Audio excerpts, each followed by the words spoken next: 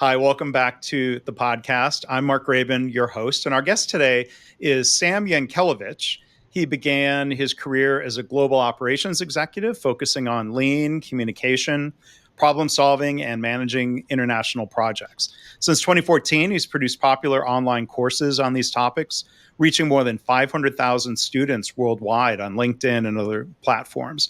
Recently, he wrote his first fiction book, titled An Interview with Failure, and we'll be able to talk about that here today. So Sam's a dynamic conference speaker, workshop trainer, and corporate team coach. So before I tell you a little bit more about Sam's background, welcome to the podcast. How are you, Sam? Thank you. Thank you, Mark. Thanks for having this. Great to see you. Yeah, thank you for being here. And let me tell you a little bit more about Sam. He's author previously of Walking the Invisible Gemba and 4 other continuous improvement books. He's developed and taught LinkedIn learning courses, including root cause analysis and improved communication using lean thinking. He was a VP and general manager for a German-based automotive supplier, and he was also president and CEO of an international manufacturer and exporter. Is that company pronounced Ideacre? Ideasi, right. Okay. I was taking that too literally of like it was products that sounded like acre, but no, international pronunciation. I got that one wrong. It's good. It's good. No. It's Sam is an industrial engineer like myself. He also has an executive master's in financial management. One other thing I want to mention here, I want to thank Jared Thatcher for getting Sam and I connected here. Like myself, Sam is going to be there at the Global Lean Summit event, speaking and leading a workshop. It's going to be held southeast of Indianapolis, Indiana, September 17th to 19th. So we'll put a link in the show notes. Sam, tell us about the workshop that you're doing there. So the workshop is on Monday, the 16th of September. And the workshop is going to be about lean communication and how to adapt our lean thinking to use it to improve communication in your organization. It's going to be hands-on, a little bit of PowerPoint, but a lot of hands-on stuff, activities that people actually experience how to use what we already know in lean and implement it to improve that. Because I mean, definitely communication is a big topic we talk about. Right. But doing it, we leave it sometimes to the human resources guy. So that's what that workshop is going to be about. I think it runs like 3 hours, or something like that. And it's very powerful, effective, and a lot of how-to. Yeah. So looking forward to that. And since you mentioned Jared, I'm very thankful that he invited us to participate in the summit in September. It's going to be a lot of fun. Yeah, it will be. You're going to be there for the whole event. All of the days? I will be, yeah. I have another presentation related to culture change. We can talk about that during our conversation later. And then I understand there's an evening event, and I'll be doing a quick, like a 8-minute presentation there to sum up a little bit of what we see in you remember, we're going to be doing this Toyota walkthrough and learning from there. And so from that, Jared asked that I perhaps do some kind of a summary, but I'm going to do it in a fun way because it's going to be after we have a whole day's work, traveling and all this other stuff. So I'm going to make it a little bit of fun, engage the folks, and looking forward to that too. Yeah, and that day is that entire day is going to be spent at a Toyota Motor material handling, not Toyota Motor. I always want to say not Toyota Motor, but Toyota Material Handling. They make forklifts and industrial products there. So great opportunity to see the culture and see the factory and networking with a lot of great people. People can scroll back in the podcast feed. I did a bonus episode with Jared Thatcher a little ways back, about 15 minutes or so, if you want to hear Jared talk about the event. And so I'll be there. I'll be participating and speaking and learning and networking, and really looking forward to that. So again, look for a link in the show notes. I was going to ask you, Sam, like what are some of the I don't know, core problem statements related to communications? I imagine if we're putting lean thinking to it, we're going to talk about the problem statements and causes of communication problems. Yeah. So I always refer back to Dr. Deming, and Mm-hmm. something that he talks about is his operational definitions. And Right. it's interesting because we talk about Dr. Deming, as far as the 14 principles and the quality and all this other stuff. But tucked away in Out of the Crisis, I think chapter 9, he brings up this thing about operational definitions and the Mm-hmm. fact that we pay very little attention to it. And Right. yet it's one of the most important Yeah. things, especially in business, because we transact with others. And so, talking about opportunities and problems, the biggest problem gap is the fact that we all live in different worlds in our heads. We think we're communicating, Mm. but we don't even know often what that means. I'll give you an example. In the German company that you mentioned, I was working with, we worked on a lot of international projects. I was responsible for some of the project managers, mostly in their relationship with our plant in Mexico. Mm-hmm. And I would go back by and say, "Hey, Todd, did you communicate with your colleague Francisco?" And he said, "Yeah, I sent him the email." And I said, "Well, then you didn't communicate. You sent him a message." And that's the problem there. That's a problem Mm-hmm. statement itself. That's the Yeah. gap or one of the gaps is we don't get it. That just if we want to really confuse the heck out of folks and create a chaos, send an email Right. or text Yeah. someone. You know. Yeah. I mean, there's a popular expression or a meme these days. People say, or there's coffee mugs or T-shirts. This meeting could have been an email. Like, Yeah. well, I think a corollary to that. Sometimes this email could have been a live conversation, Yeah. whether that was face to face or a phone call. Yeah. Yeah. I think earlier in my career, email was new, and there were times where I made the mistake of using email when it should have been a discussion or a communication, or Right. because that way, I think if the receiver of the message misunderstood, I'm like, well, like that's the fault of the communicator, I think, right? I think it's a both. It's Hmm. a two-way street. Also, the person Yeah. listening has to have enough understanding to also ask questions. But sometimes there's psychological safety issues, hierarchy, and whatever it may be. Yeah. But I think the core of this is that communication is invisible. You can't see it happening. You can see the results, right? Yeah. And going back to lean thinking, we're good at making invisible things visible by mapping things out. So that's one of the things that's one of the beauties that we have, that knowledge to map a process and Mhm. and start mapping it out. And when we do that, we start seeing, oh, this is where I messed up. That should have been like what you just said. That could have been okay. The way you structure the email, or Mhm. even before that, thinking, should it be an email or should I pick up the phone? Right? Right. You make those decisions. So you start putting that together as a process, and then you start realizing, making it visible, and say, oh, we got a lot of stuff going on here. Yeah. Yeah.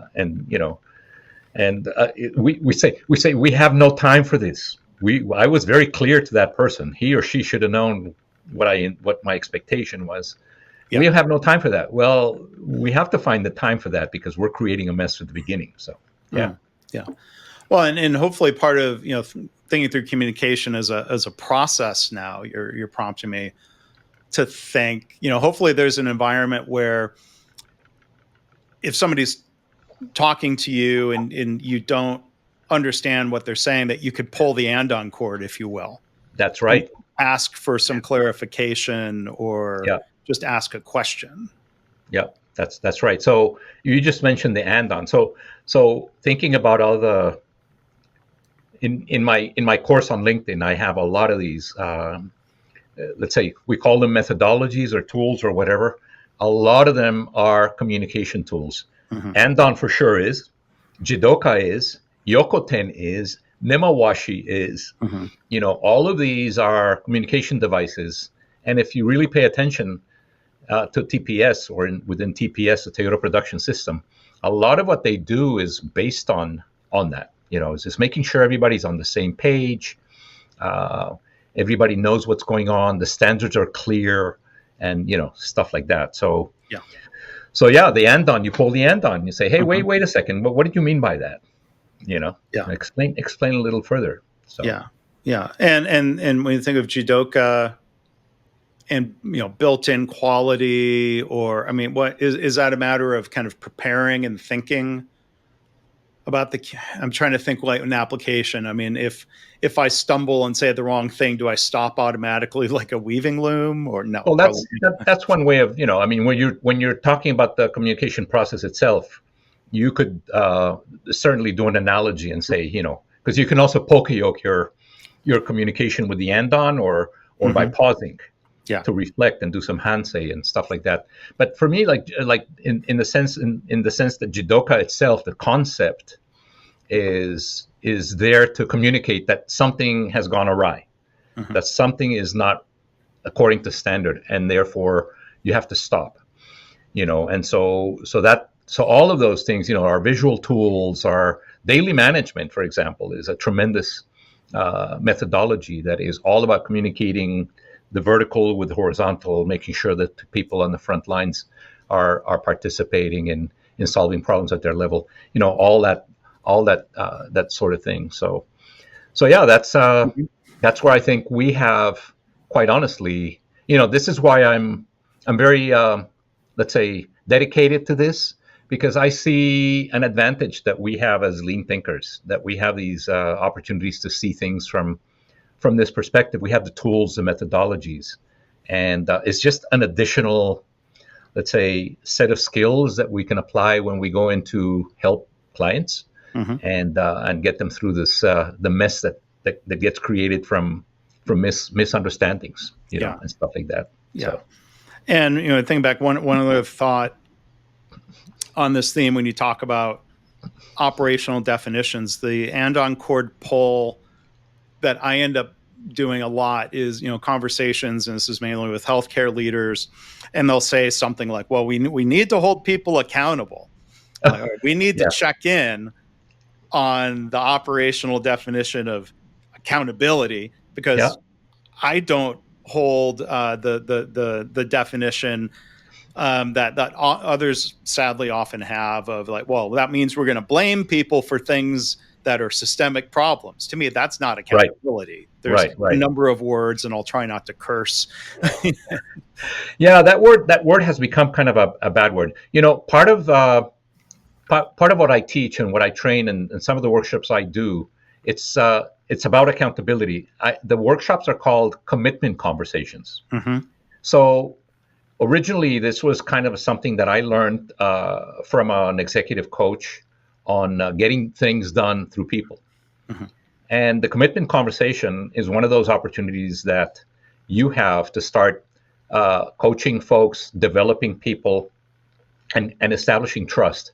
So the commitment conversation is that setup that you do before people go out there and take action, so that you have the clarity of the expectations up front before the muda begins, before the tangible muda, and before the waste gets started. So a lot of folks rush into a commitment conversation and say, all right, I want you to do this, this, and that by such and such a date. And the way that it's presented, you don't have any way but to say yes. Yeah. And you know what that means, because that yes can be, I'm avoiding you, that yes is, I don't really get it, but I'm afraid, or whatever that yes means. Yeah. So the commitment conversation trains leaders to communicate in a certain way, to ask a no question, to open up the space so that the other person can then ask or relate their side of the story. And I'll give you one of my favorites, Mark. It's so on a scale from 1 to 10, Mark, how confident do you feel that you understood exactly what I want and that you are able to get it? And then you shut up. And then Mark is going to come back and say, well, I got these other projects here. You start that conversation, you open up the space to have respect. And, and so this is a perfect vehicle for us to practice our servant leadership, develop people, and say, okay, I need to train this person on this, I need to help them on that.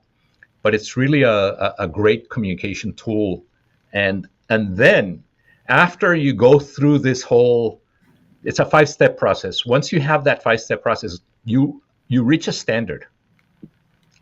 The standard is clear expectations up front. There's no misunderstanding there. And that's when you can hold somebody accountable fairly. And you can, because you don't have to say anything. You don't have to get emotional and say, what the hell did you think you were doing? Or, how could you mess up so bad? Right. It's like, look, you and I agreed to this. This was our standard. Right. And yet you agreed to this and that. We had this conversation and we're still here. And the only thing that comes out of people's mouths after that is our excuses. And so you go back and forth, and this is how you start showing people how to set up a really good commitment, a can-do commitment, something that will make you successful and the other person successful, and then the whole organization can succeed. So that's part of the stuff that I'm going to be training in September. Yeah.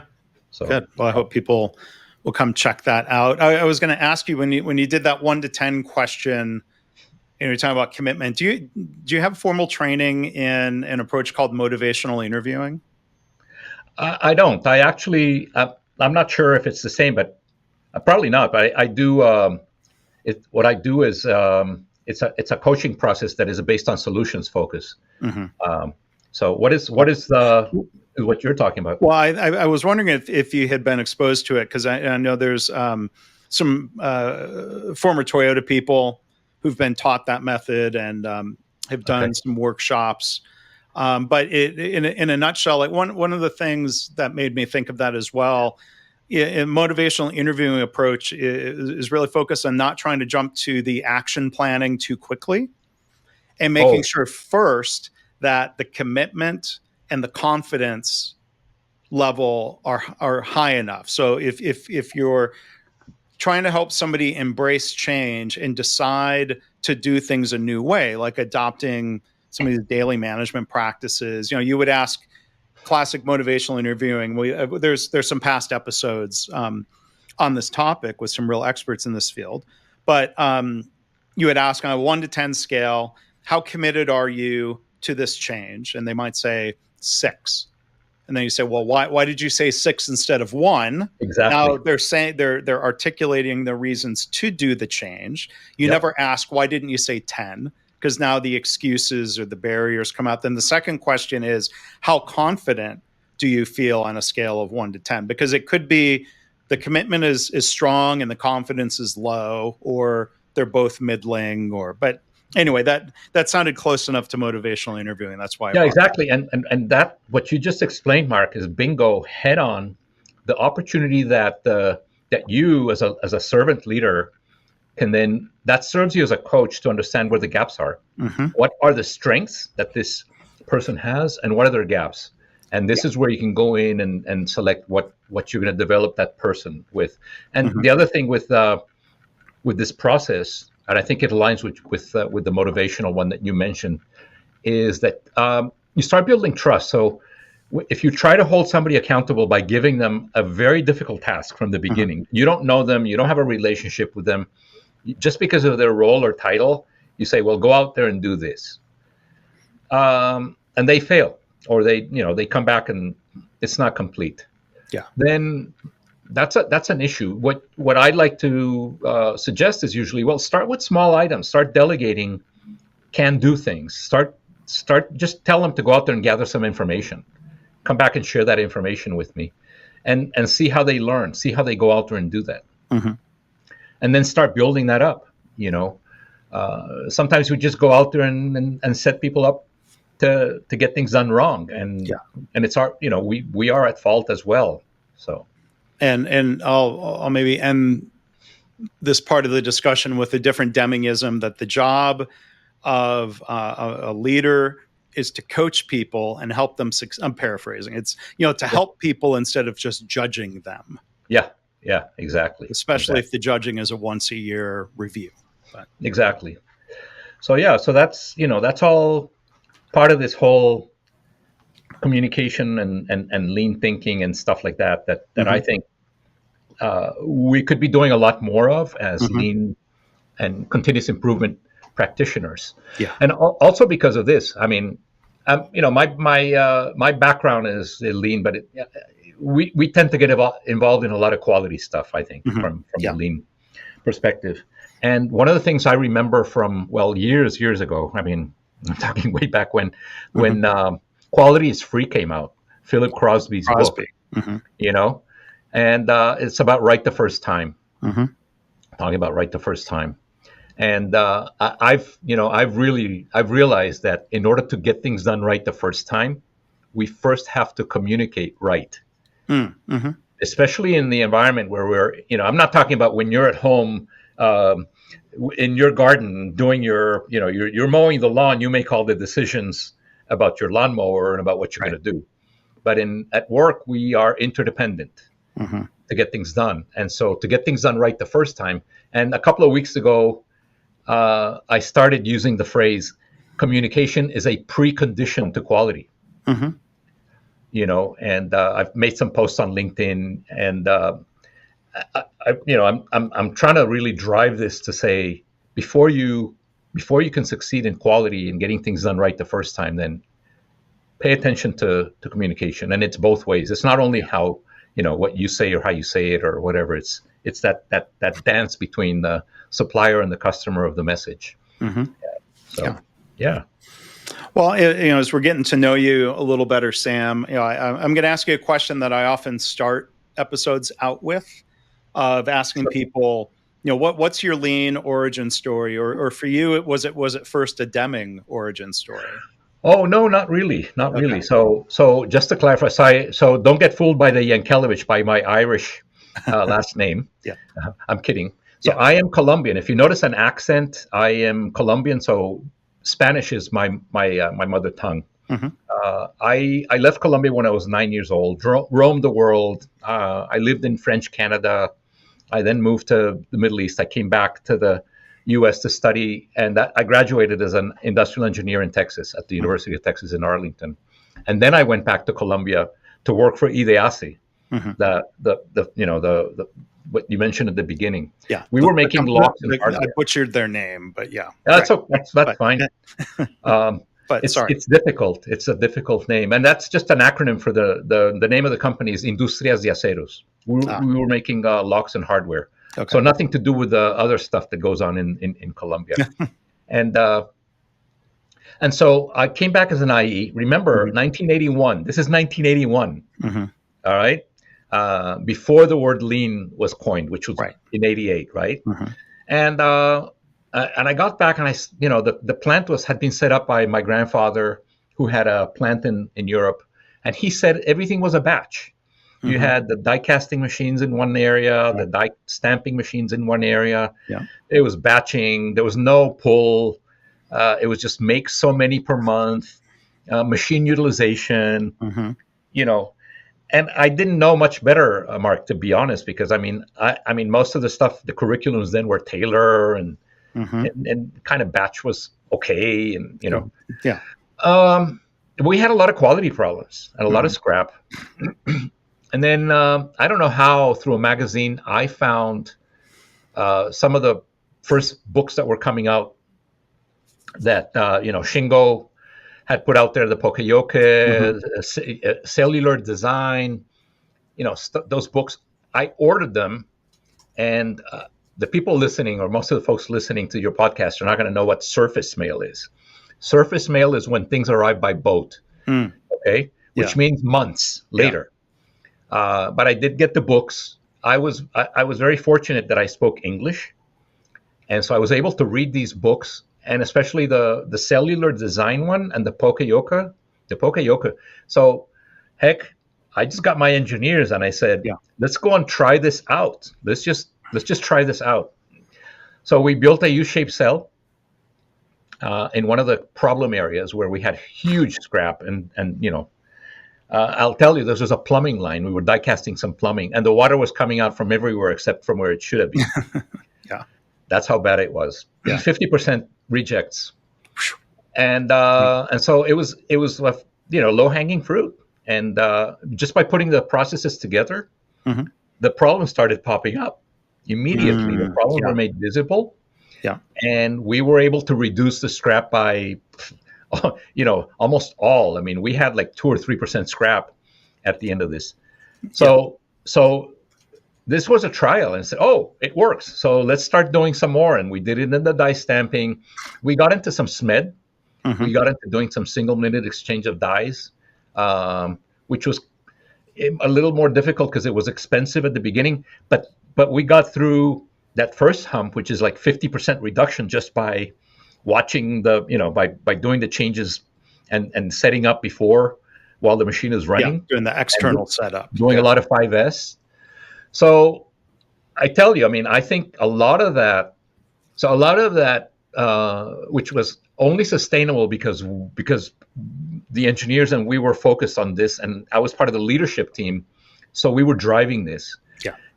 We did so well for so many years. We started getting requests from Mexican lock manufacturing companies for us to maquila to produce their locks in our factory in Colombia and ship it to Mexico, which was 5 times the size of the market. Yeah. Of our market. So that for us was kind of big. So the question was always, our labor costs were almost the same as in Mexico.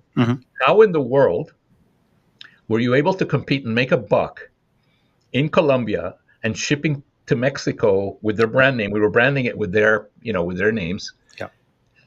And be more efficient, effective, and cost, and cost effective. And I think it was because a lot of this lean, let's say it was improvements and stuff like that we were doing before that word came. Well, but these books, a lot of which were published by Norman Bodak in the early days of Productivity Press. Norman, my guest, this whole podcast was his idea back in the day. I've told that story a bunch. So he was the guest in episode number 1 and was a guest many, many, many times. And still miss Norman, but the books and the contribution, the books that he translated and the books that he wrote. But these Shingo books were focused on, people get, maybe I fall into it, get dismissive of lean tools. I'm like, lean tools are great, but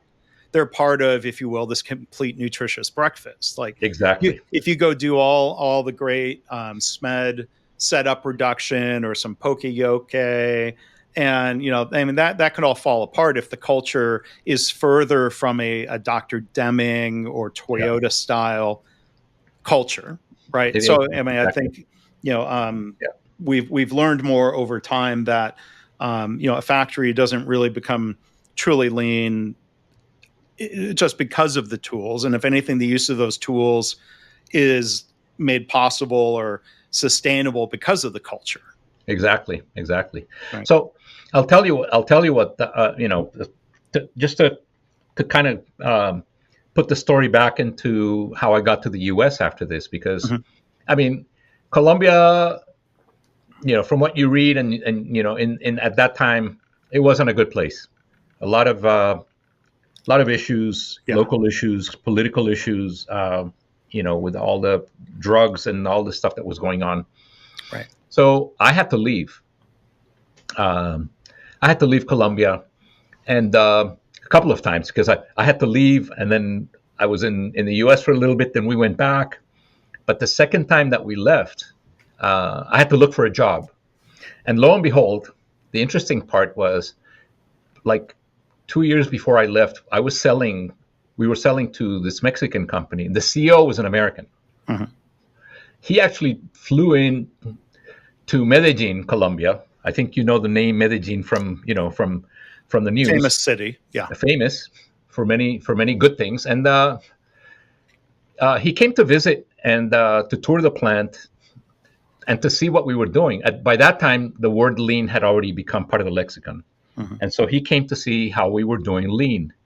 And he told me, hey, if you're ever in the U.S. and need a job or whatever, look me up. So I did. And he brought me into this German company that he was running. He was the CEO, and they were under a lot of pressure. It was an automotive company, automotive supplier, tier 2.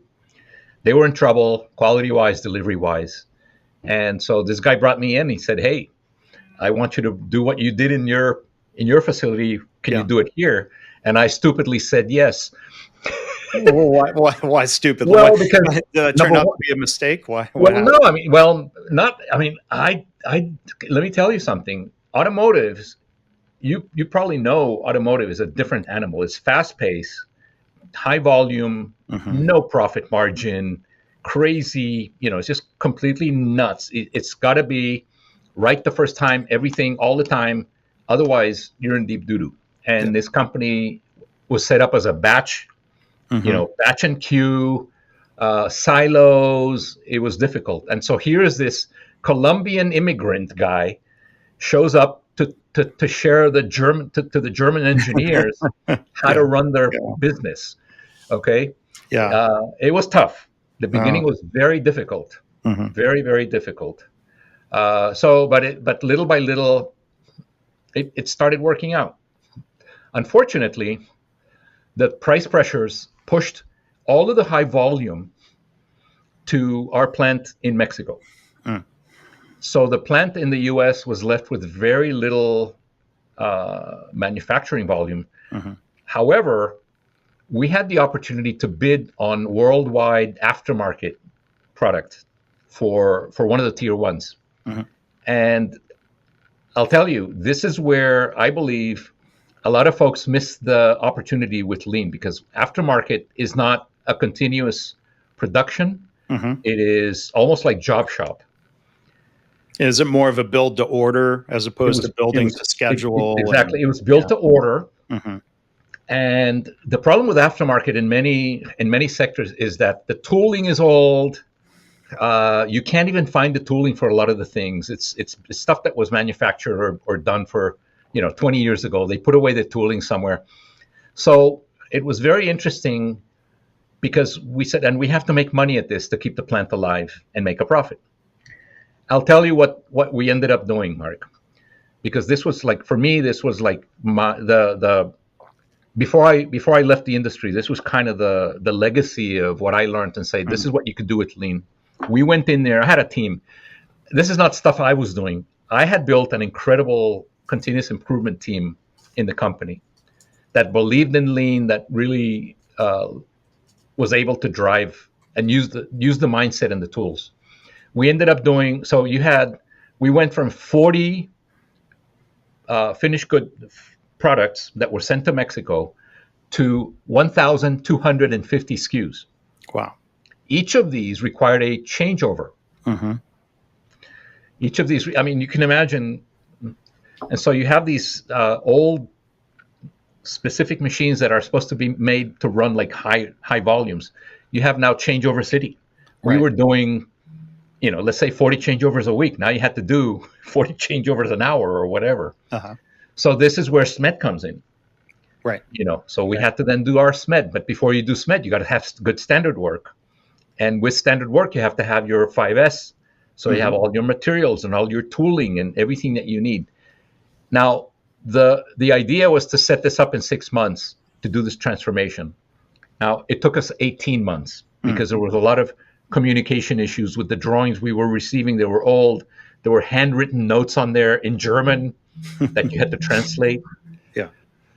But at the end of the day, we got through the hump, and we weren't charging OEM pricing. We were charging aftermarket pricing.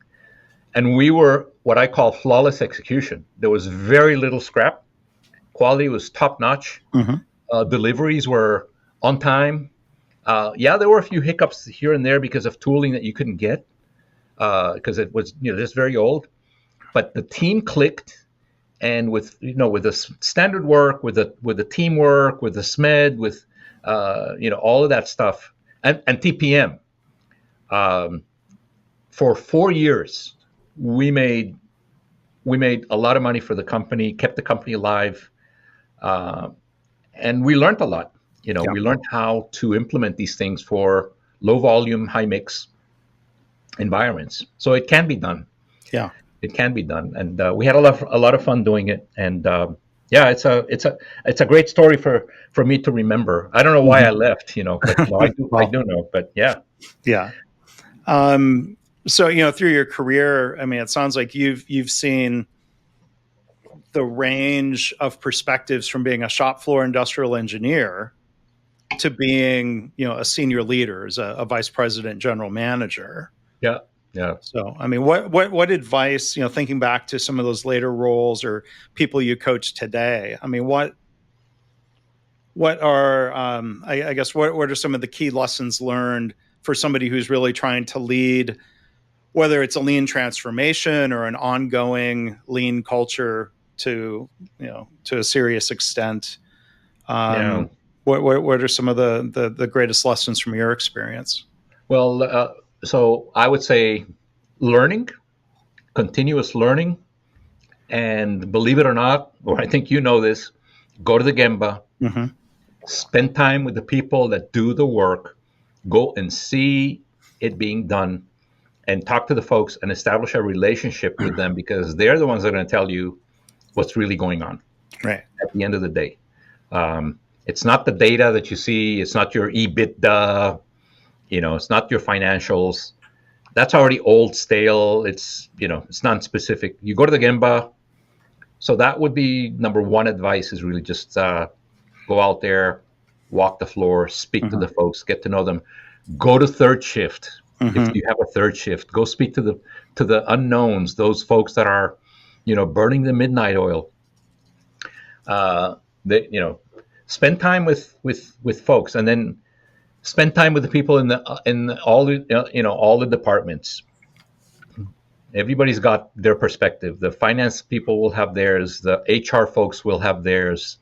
You have to get that sense of how everybody sees the whole picture, and and then obviously get to know your customer, Mm-hmm. and really understand their expectations and stuff like that.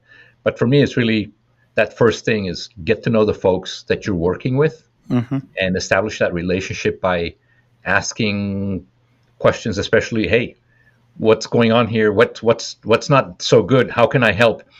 Right. How can we make your job better? What are your suggestions? Stuff like Mm-hmm. that. How can we make it Right. easier? Yeah. And that's simple. That's simple stuff. Right? But it's untapped potential in some workplaces where leaders Yeah, don't put in that effort. They're putting in different efforts, yeah, and that perspective is lost, and it gets frustrating for everybody involved. And like you said, I mean, the way out of that makes me think of Tom Peters, a previous guest, management author, and he would say the soft stuff is the hard stuff. oh yes, I mean, these yeah, soft skills of, like, not every. I've heard stories, and I've met some executives are not comfortable going out to the shop floor, and some are incredibly comfortable. yep. And I don't know, some of that. I mean, like, is that a skill or a comfort level that can be developed? I think I'll tell you. So going back to Colombia, I had the opportunity to be mentored by a very important person in my life, my grandfather, Mm, and he was a people person. mm-hmm. He was a very tough business person. I knew him as my dear, sweet grandfather Yeah, until I met his business side, right? yeah, But as far as negotiation, but when he was with people, he was amazing. And he told me, he said, the most important part of the business is always the people. Care for them, hmm, and they will care for you. yeah. And so from the beginning, that was one of the lessons that I learned. And you know, and by the way, another leadership lesson, since you asked, Mark. So, Hmm. and also going back to Colombia. Yeah, So that you see my gray hair, and you're poking at these with these questions at some past. But yeah. here's an interesting story that I remember. I was being groomed to be for a management position in the company. So my grandfather put me out there on the shop floor. He wanted me to know how to make a die, how to use a stamping machine, he wanted me to know the trade. And then 30% of the time I would be learning some management, sales, and stuff like that. The finance manager called me into his office one day, and he said, "Mr. Yankelevitch, come, sit down, close the door." And he says, the sales executive is stealing from the company. And I said, "What? How? What's that? What is that?" And I mean, stealing from the company. How could that be? Remember, I'm about 19 or 20 years old, right? Yeah. And he says, "Yep, he's going on these sales trips, and he's bringing back these fake receipts. So when we pay the reimbursement, he's pocketing some of this money. Yeah. And he's stealing." And I said, "Well," his name was Ignacio. I said, "Ignacio, I mean, how much are we talking about?" He told me, it wasn't a lot of money. And I said, "Well, Ignacio, it doesn't really matter. I mean, the guy's going on these sales trips. He's selling the heck out of the business, making a lot of profit for us. Let's just look the other way." Oh. Ignacio came back and he said, "Okay, Mr. Yankelevitch, I get it. Is it okay if I steal too?" And so that lesson there is, for me, has stuck with me, because you get what you tolerate and you train what you tolerate. And so from the leadership perspective, that's another nugget that I like to always coach folks. Said, watch out what you tolerate, because you tolerate it from one team member. Everybody's going to see that. That's a message you're sending. It's okay to do this or that. Yeah. And that's a no-no. And or you get what you tolerate. The leader walking the Gemba, walking around, and they see something and they ignore it. Right. You get what you tolerate. Yeah. Billy Taylor, who's been a guest on here a couple of times, says something similar. What you tolerate becomes the new standard. Exactly. What you ignore or what you excuse becomes the new standard. And hard to ever kind of pull back from that. You think of things that should be really non-negotiable, PPE and safety glasses, and leaders might not want to confront somebody, or someone's got a bad reputation, or they're a good employee. Otherwise, you don't want to piss them off, and then there's some sort of really bad injury, and then those leaders would blame the workers of like, "See, we told you to wear your PPE," except you didn't. Yeah, that's exactly. Yeah, that's it.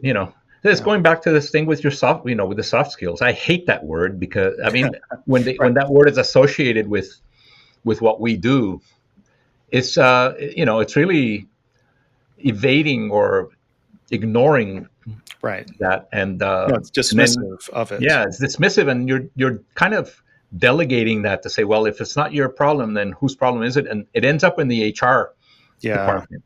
Yeah. And it's almost like saying quality is the responsibility of the quality department. Right. Which is kind of nonsense.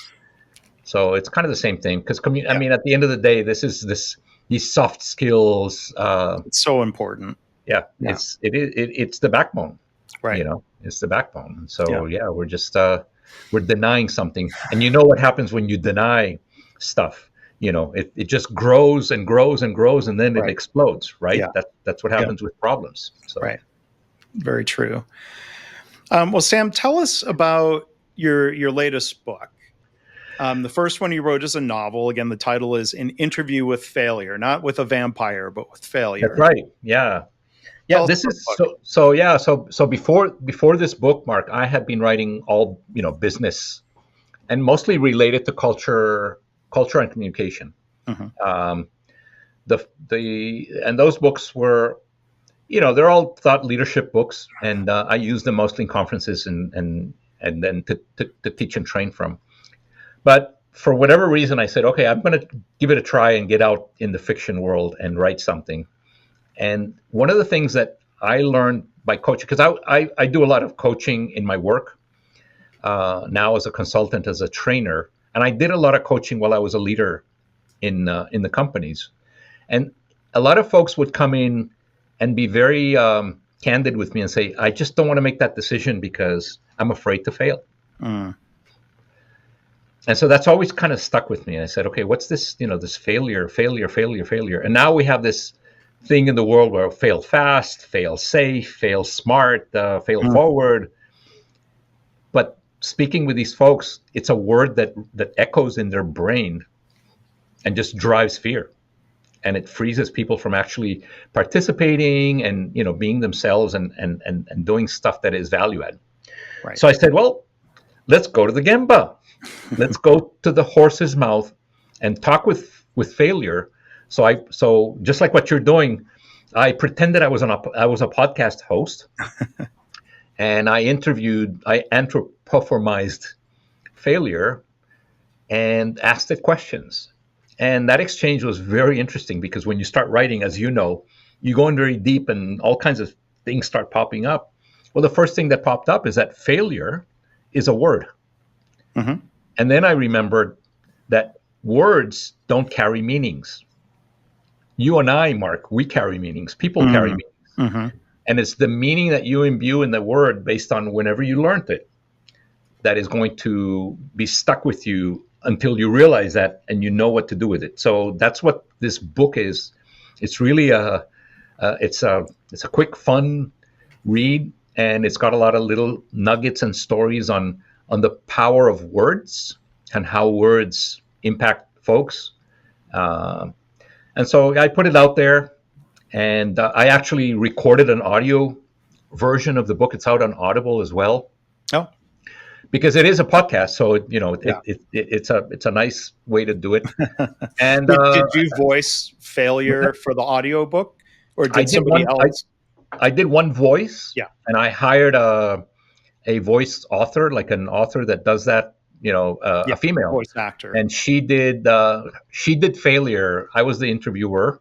Okay, and it's interesting because before I published, I didn't want to have a gender specific for neither the interviewer or the interviewee.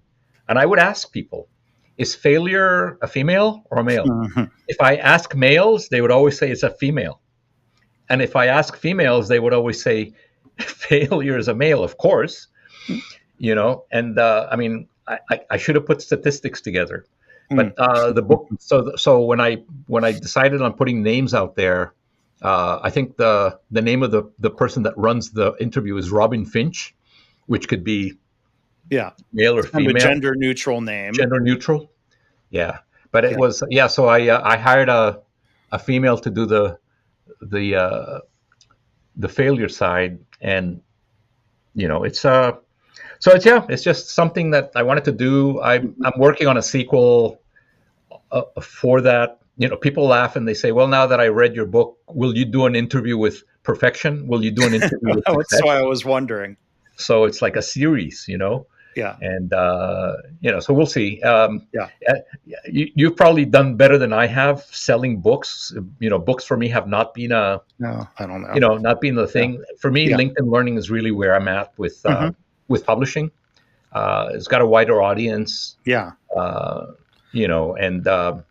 And the books are great because it's the thought leadership thing. You get recognized and you get to talk about what's in there, to share it. And the book was really so. An interview with failure was really, I wrote it with this in mind.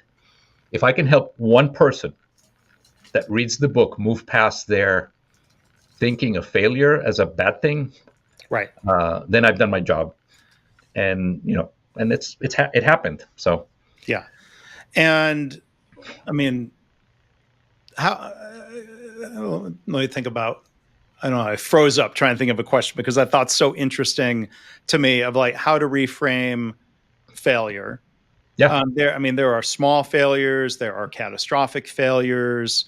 Yeah. I'm a big believer in not repeating mistakes or making sure we use a small failure to prevent a big failure. What are some other ways to try to reframe failure? Yeah, that's a great question. So I think to reframe it, so when you so the way I see it is when you think about failure, typically you go back to a mistake that you've made or something that happened in decision you made and stuff like that, and how you talk to yourself about that. And so to flip that is really you imbue it with things that we know from Lean, for example, is it's about learning, it's about feedback, it's about trial and error, and so then instead of thinking of failure as as a negative thing, you use it as your guide to tell you what you shouldn't do again. Something like that. And by the way, as I'm a nerd for words. I've been exposed to so many languages and had to learn languages along the way. I became a nerd, so I like to look up etymologies and origins of words. So the word failure, which comes from the word from French faillir, originally did not have that meaning. It meant something incomplete. Challenging people to complete something they didn't complete, that was a lot of the because you have, when you go into the old dictionaries, you see so many different types of explanations, and unfortunately, words evolve, our circumstances evolve, people start using that as you are a failure. All of a sudden we're nominalizing failure and calling people failures. And it happens in families where, the dad or the mom are, talking about, hey, he or she's a failure, and that sticks, or a teacher that says something like that.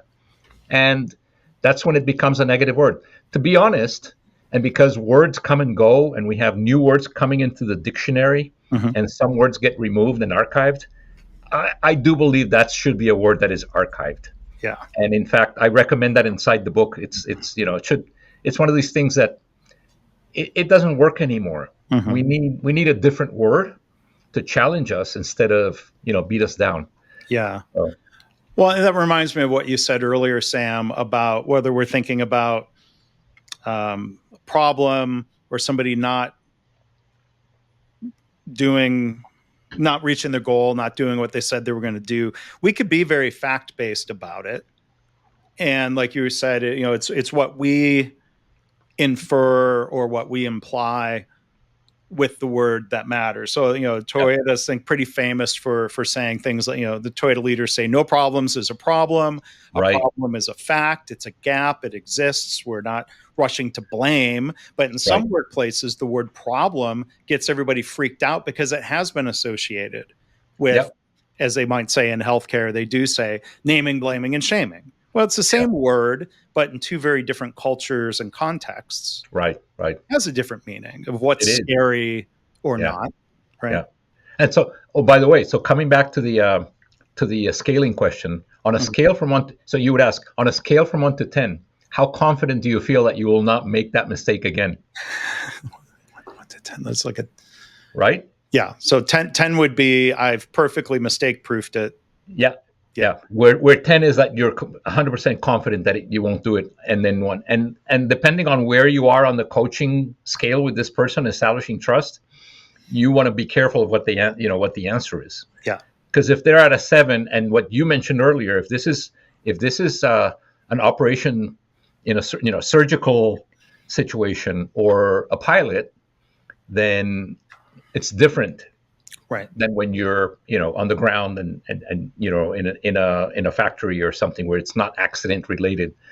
So, but yeah, it's all stuff that you can work through. But yeah, so yeah. I mean, I dug up I think some of the roots of the word accountability. I don't know what the root origin, other language, but I mean, when you break apart the word, when you do stop and think about it, account. The roots are to give account, to explain what happened. So accountability, I think of it as your ability to give account, your ability to explain. That's different than thinking of causes, yet alone blame. It's different than taking responsibility for something. But sometimes those words get thrown around and where it's kind of lost the meaning, or the meaning is drifted. It is, because you can explain what happened in a very fact-based, systems thinking, team dynamic where we're trying to figure out the facts as opposed to figuring out who messed up. Right. So exactly. But if you go back to that word account, it's also counting something. So it's measurable, what you just said. So you can actually measure whether it was or it wasn't and what part of it was or was not completed. Yeah. So there's no blaming. Accounting and the Yeah, same it root. is. Yeah. And by the way, it's a really, that word is a very English word. In German, accountability and responsibility is the same word. Oh. Yeah, verantwortlich, and Yeah. they have that same sense of accountability and responsibility. In Spanish, you could say rendir cuentas, which is almost accountability, and it actually comes from a similar, but we don't use that word. Accountability is a really very American term, and unfortunately, it's taken the wrong turn. Anytime I go into training and coaching and do workshops, I mention that word, Mark, and it's people are just, wait, we didn't bring you for that. We want you to talk about good things, So how do we reframe that to be a positive? And I think it's when leaders are, back to the Demingism, when leaders are being helpful instead of being judgmental. Yeah, that's excellent. Yeah, that's exactly right. That's exactly right. So yeah. So again, back to communication, right? Because these are words, and we talk a lot about AI these days, Mark, and I've told people, I said we have a different definition of AI. AI is always interpreting, and that's what we always do. That's the communication. And so accountability, we just said failure is something. So we're always interpreting what those terms mean. And I guess to your point, reframing each of these for the benefit of the adding value is probably a better way to look at these things. Yeah. Cool. Well, Sam, this has been a lot of fun. I'm looking forward to seeing you in Indiana. Again, people encourage people to look for a link in the show notes to learn more about the Global Lean Summit in Indiana, September 17th to 19th.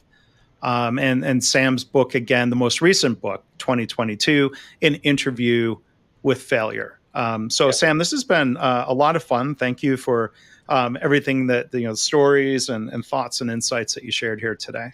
It's been lots of fun, Mark. Thank you again for inviting me. A lot of good stuff. Yeah, we'll do it again sometime. We'll drag more stories out of you, maybe. Very, very cool. All right. Thanks again, Sam.